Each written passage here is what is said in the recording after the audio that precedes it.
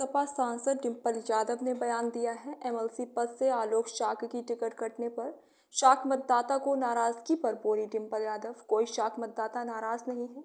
आलोक शाक्य हमारे पार्टी के मजबूत स्तंभ हैं। सपा के ब्रजभूषण सिंह की टिकट की चर्चा पर बोली डिंपल यादव की चर्चाएं चल रही हैं। कौन कहां से चर्चा चल देती है ये सब आप लोगों को पता है। बीएसपी से संगठन गठबंधन पर बोली डिंपल यादव, जो गठबंधन होना था वह हो चुका है। मुझे कम लगता है गठबंधन की बात। और अरविंद केजरीवाल द्वारा दिए गए बयान धर्म और धर्म को बचाने की लड़ाई है, जिस पर बोली डिंपल यादव की मैं समझती हूँ संविधान को बचाने की लड़ाई है।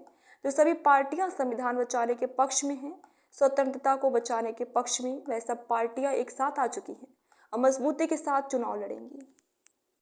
जनता के बीच जा रही हैं, क्या संदेश मिल रहा है, क्या तैयारी चल रही है? नहीं, तैयारी चल रही है। अभी धीरे धीरे तैयारी और तेज सी पकड़ेगी। भारतीय जनता पार्टी ने अभी तक अपना प्रत्याशी घोषित नहीं कर पाए हैं। बता रहे हैं केशव प्रसाद मौर्य की उम्मीद किस तरीके से चुनाव लड़ने की? कोई ना कोई प्रत्याशी तो आएगा भाजपा की तरफ से। हम अपनी तैयारी कर रहे हैं, भाजपा वाले अपनी तैयारी कर रहे हैं। शाक के प्रत्याशी पर दाव खेलना चाह रहे हैं। सुनने में आया था कि आलोक शाक के प्रत्याशी एमएलसी बनने वाले थे, इसके बाद उनका नाम कटा तो शाक के मतदाता नाराज हो सकता है। कोई साक के मतदाता नाराज नहीं होगा। आलोक साकी जी हमारी समाजवादी पार्टी के मजबूत स्तंभ है मैनपुरी से, और हम सब लोग बहुत ही स्टेबिलिटी के साथ और कोऑर्डिनेशन के साथ काम कर रहे हैं। लगातार सांसद भाजपा के ब्रिजभूषण सिंह का समाजवादी पार्टी विरोध करती रही है। अब चर्चा चल रही है कि राष्ट्रीय अध्यक्ष उनको टिकट देना चाह रहे हैं। नहीं, अभी तो चर्चाएं चल रही हैं, इसमें ऐसी कोई बात नहीं है। चर्चाएं तो कौन चला देता है आप सबको पता ही है, कौन कहां से कैसी चर्चाएं चलती है। कोई सच्चाई नहीं है ब्रिजभूषण को टिकट देने की बात? मुझे नहीं लगता इसमें अभी तक कोई सच्चाई है। अच्छा, बीएसपी मायावती के लिए अभी स्टैंड क्लियर नहीं हो पा रहा है कि आपकी पार्टी की बात चल रही है, गठबंधन पे अभी भी जगह है? गठबंधन जो होना था वो मुझे लगता है हो चुका है, क्योंकि गठबंधन की बात पिछले 6 महीने से चल रही है, अलायंस की बात। और अब जाके जब गठबंधन हो गया, सीट शेयरिंग भी हो गई है, तो इसकी मुझे कम लगती है इस बात में कोई भी वास्तविकता हो। एक नई खबर निकल गया रही, बता रहे बधाइयों से टिकट परिवर्तन हो सकता है। ये तो राष्ट्रीय नेतृत्व के उसमें का सवाल है, क्या वही उम्मीद डिसाइड है? करेंगे। क्या उम्मीद है परिवर्तन की?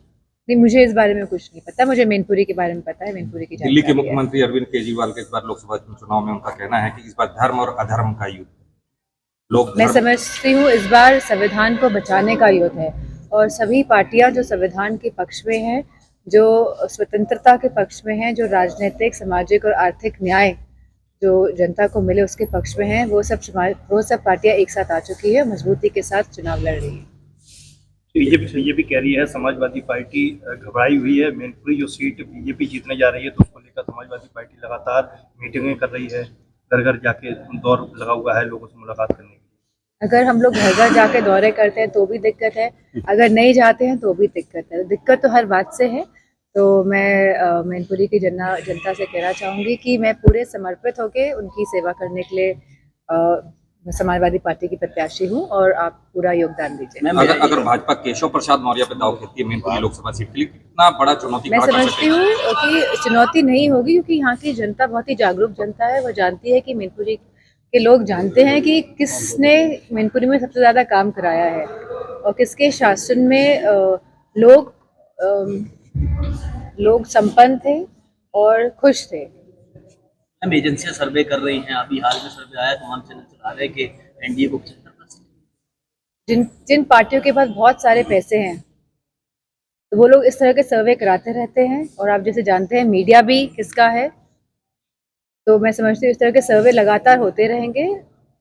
संवैधानिक संस्थाओं पर जैसे लगातार आप बोलती रही चुनाव में इनका दुरुपयोग होता है, इस बार भी अगर होता है तो आपकी क्या तैयारी है और किस तरह से निपटेंगे?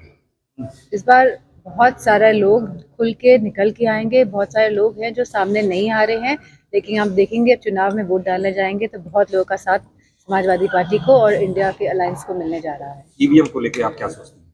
ईवीएम में मैं समझती हूँ सारी डेवलप्ड और अंडर डेवलप्ड कंट्रीज जो हैं, जितने भी देश हैं, सब में बैलेट के माध्यम से ही वोट हो रहा है। ईवीएम आया था, लेकिन सब देशों ने ईवीएम को हटाकर बैलेट लेकर आए हैं, क्योंकि लोगों का विश्वास नहीं है। बात ये नहीं है कि मशीन सही है या गलत है, बात है कि लोगों का विश्वास किस चीज़ में है। अगर लोगों का विश्वास बैलेट पेपर में ज़्यादा है तो मैं समझती हूँ कि सरकार को बैलेट पेपर के माध्यम से ही आने वाले चुनाव कराने चाहिए। चुनाव आयोग का इस्तीफा और सीजीआई को इस पूरी टीम से बाहर रखने का, इसको कैसे देखते हैं? बस thank you, I think I am done.